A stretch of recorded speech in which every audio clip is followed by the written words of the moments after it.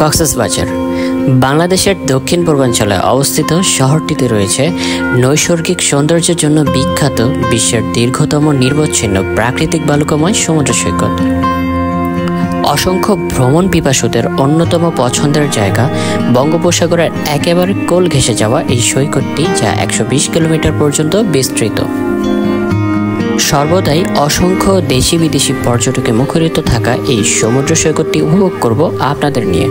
এছাড়া ঘুরে বেড়াবো বঙ্গোপসাগরের পাশ দিয়ে কক্সবাজারের কলাতলী সৈকত থেকে টেকনাফ পর্যন্ত বিস্তৃত 80 কিলোমিটার দীর্ঘ মেরিন ড্রাইভ, এবং চাঁদের গাড়ি নিয়ে উপভোগ করব এর আশেপাশের দর্শনীয় পয়েন্টগুলো।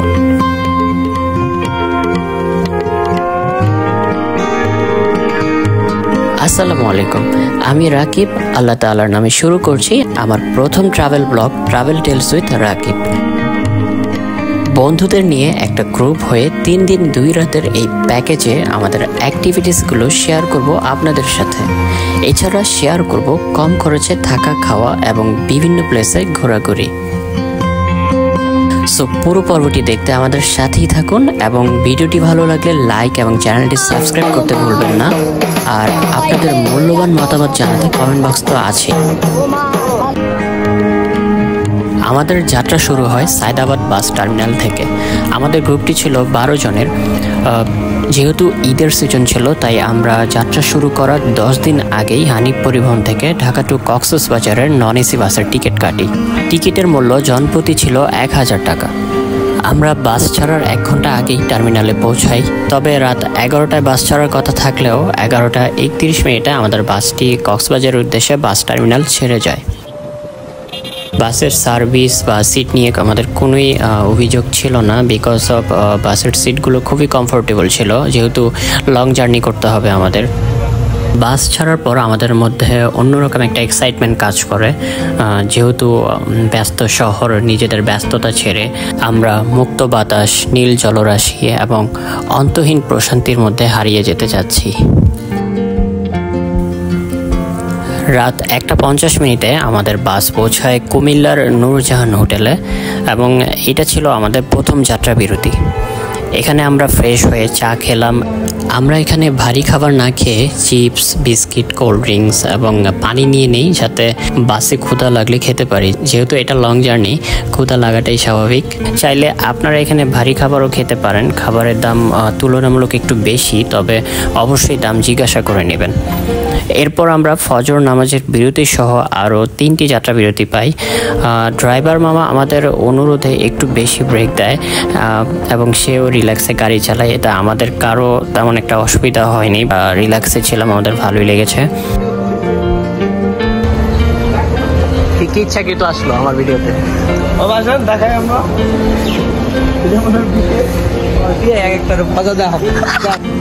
সব মিলে বলতে গেলে হানিফ পরিবহন থেকে আমরা ভালোই সার্ভিস পাই।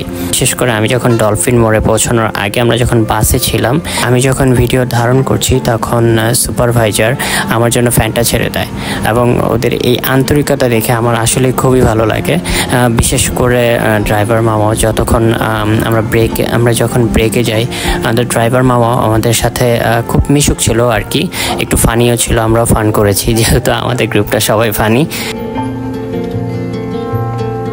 তো সব মিলিয়ে আলহামদুলিল্লাহ আমাদের যাত্রাটা খুবই ভালো ছিল। প্রায় 9 ঘন্টা জার্নি করে আমরা ঠিক 8:30টায় কক্সবাজারে পৌঁছাই। একটু সময় লাগলেও আমাদের তেমন কোনো সমস্যা হয়নি আলহামদুলিল্লাহ। যেহেতু আমাদের হোটেলে চেক ইনও ছিল 11:30টার মধ্যে। এরপর দেরি না করে আমরা অটো নিয়ে হোটেলের উদ্দেশ্যে রওনা হলাম। এখানে বেসিক্যালি এক জায়গা থেকে আরেক জায়গায় অটো রিজার্ভ করার জন্য আপনারা 50 টাকা থেকে 80 টাকার মধ্যেই পেয়ে যাবেন। আমরা যে হোটেলটা বুকিং করেছিলাম তা ছিল সুগন্ধা বিচের কাছেই নীলিমা রিসোর্টে।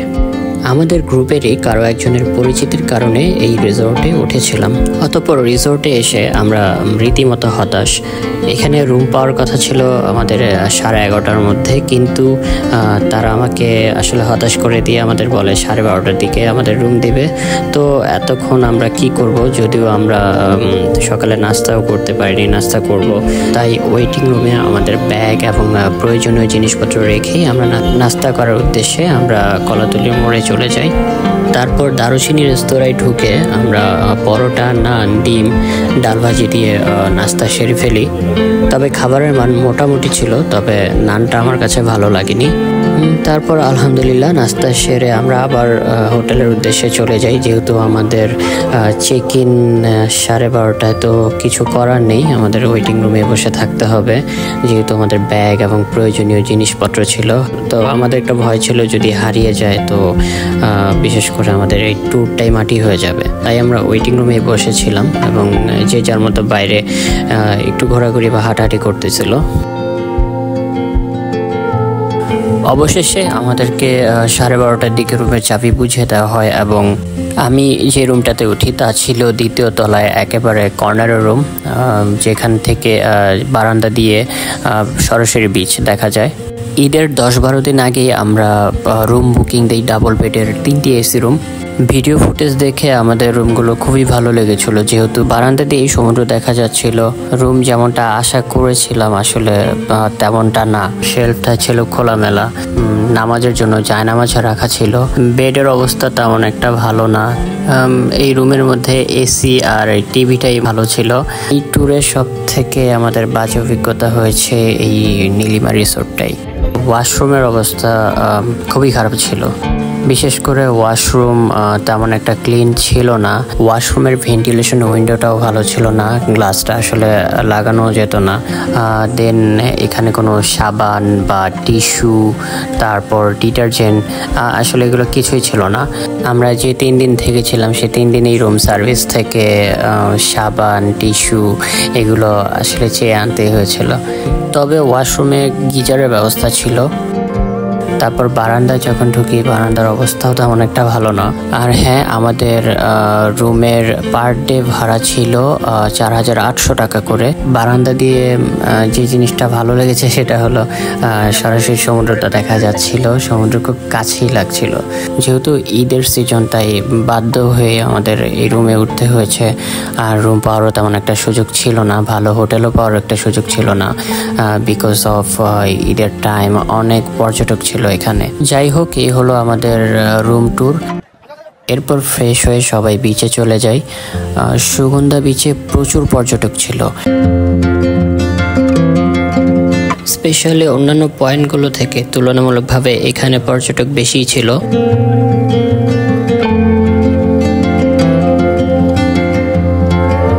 সমুদ্রে নামার আগে ভিডিও করার জন্য ক্যামেরা বা ফোন, সানগ্লাস সাবধানে রাখবেন, কারণ বড় বড় ঢেউ এবং মানুষের ধাক্কায় হারিয়ে যেতে পারে।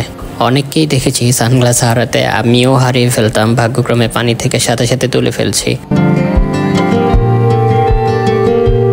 সমুদ্রে নেমে আমাদের গ্রুপের সবাই যে যার মতো হারিয়ে গেলাম। ভিডিও করার জন্য আমি কাছেই ছিলাম, দেন ভিডিও শেষে ফোন হোটেল রুমে রেখে এসে আমিও এনজয় করলাম।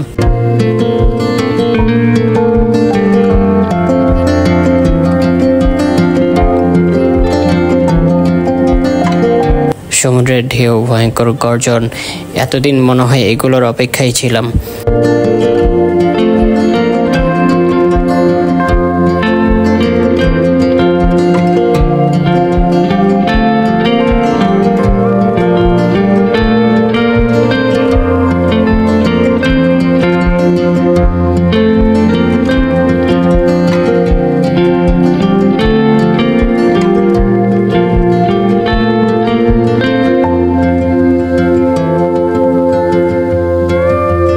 প্রায় 3 ঘন্টার মতো সমুদ্রে ছিলাম। সমুদ্রের এই সৌন্দর্য রেখে আসলে উঠে আসতে ইচ্ছে না করলেও বাধ্য হয়ে উঠে হোটেলে ব্যাক করি।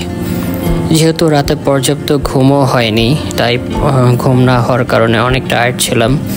তাই হোটেলে এসে গোসল করেই কেক, কোল্ড ড্রিঙ্কস কোনো মতো খেয়েই ঘুমিয়ে পড়লাম। এতই ঘুম পাচ্ছিল যে লাঞ্চ করার ইচ্ছেটাও তখন করে নাই। সন্ধ্যার আগেই ঘুম থেকে উঠে ফ্রেশ হয়ে খাওয়া দাওয়ার উদ্দেশ্যে সবাই একসাথে বের হই। যেহেতু আমরা টায়ার্ডনেসের কারণে দুপুরে খাওয়া দাওয়া করি নেই, তাই সবার গন্তব্য লাবণী পয়েন্টে হোটেল কল্লোলের কাসুন্দি রেস্তোরাঁয়। হেঁটে হেঁটে রওনা দিলাম, যেহেতু বেশি দূরের পথও নয়। যাওয়ার সময় আশেপাশের 5 স্টার এবং ভালো মানের হোটেলগুলোর ভিডিও ফুটেজ নিলাম। আপনারা চাইলে আগে থেকেই বুকিং করে এই হোটেলগুলোতে উঠতে পারেন, তবে সিজন ছাড়া এগুলোতে 40% থেকে 50% পর্যন্ত ছাড় দিয়ে থাকে। আমরা যেহেতু ঈদের ছুটিতে আসছি, তাই আমাদের কাছে একটু বেশি চার্জ করা হয়েছে। তবে যারা আরও কম খরচে হোটেলে উঠতে চান তারা কলাতলির দিকে হোটেলগুলোতে রুম ভাড়া নিতে পারেন, তবে ওগুলো বিচের থেকে একটু দূরে। আর বিচের কাছে নিতে হলে অবশ্যই একটু বেশি খরচ করতে হবে আপনাকে।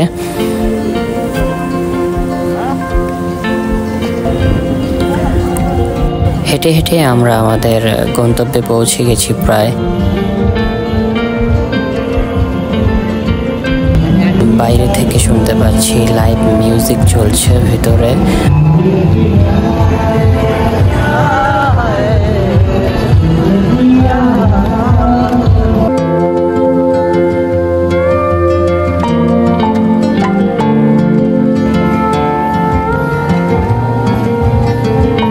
ভোজন রসিকরা আড্ডা এবং খাওয়ার চলে লাইভ মিউজিক উপভোগ করেছে।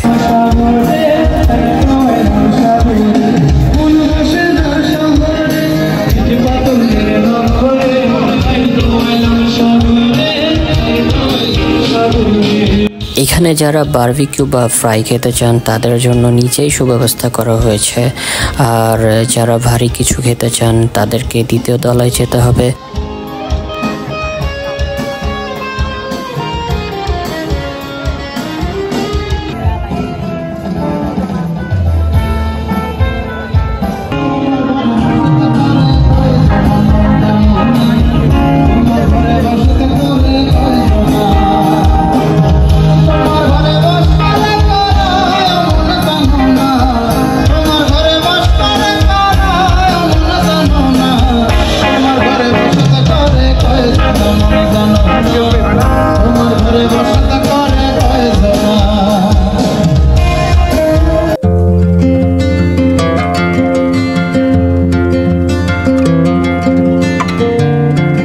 যেহেতু আমরা দুপুরে লাঞ্চ করি নাই, তাই ভারী কিছু খাওয়ার জন্যই উপরে চলে গেলাম।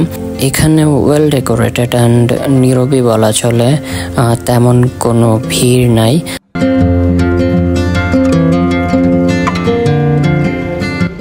আমাদের গ্রুপ সবাই এখানে এবং আমরা যে যার পছন্দ মতো খাবার অর্ডার করি। আমরা অর্ডার করি ভাত, সাথে ছিল কোরাল মাছের দো পেঁয়াজা, চিংড়ি মাছের দো পেঁয়াজা, ডাল, লইট্টা শুটকি।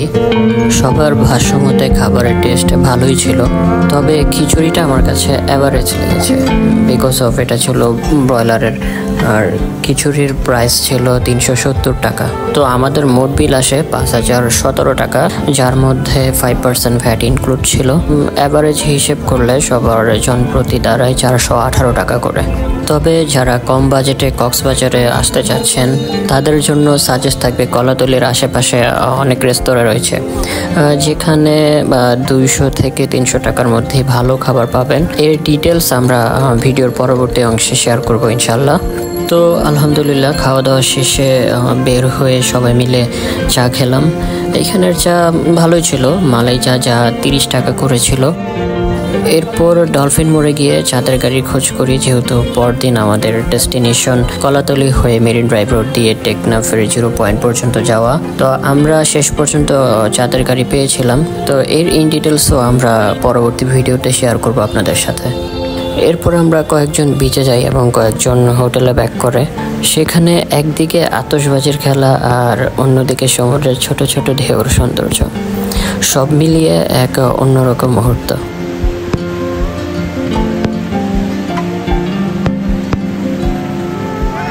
রাতেও সমুদ্র সৈকতে জনসমাগম ছিল বেশ, কারণ এই মুহূর্তগুলো প্রিয়জনকে নিয়ে কেউই বা মিস করতে চায়। এরপর আমরা গিয়েছিলাম ফিশ মার্কেটে, যা সুগন্ধা পয়েন্টে অবস্থিত। সামুদ্রিক মাছ বারবিকিউ বা ফ্রাই করে খাওয়ার জন্য সব ব্যবস্থাই এখানে আছে। কোরাল, টুনা, লইট্টা, রূপচাঁদা, লবস্টার সহ বিভিন্ন ধরনের সামুদ্রিক মাছ ছাড়াও রয়েছে কাঁকড়া এবং অক্টোপাস।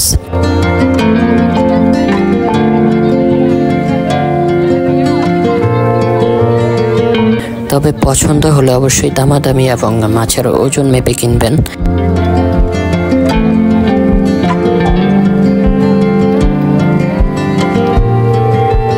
বারবিকিউর জন্য আমরা দুটি কোরাল মাছ, একটি বড় এবং একটি ছোট সাইজের নেই, যার দাম ছিল 1500 টাকা। এর সাথে লইট্টাও নিই 10 পিস ফ্রাই করে খাওয়ার জন্য, সাথে ছিল পরোটা।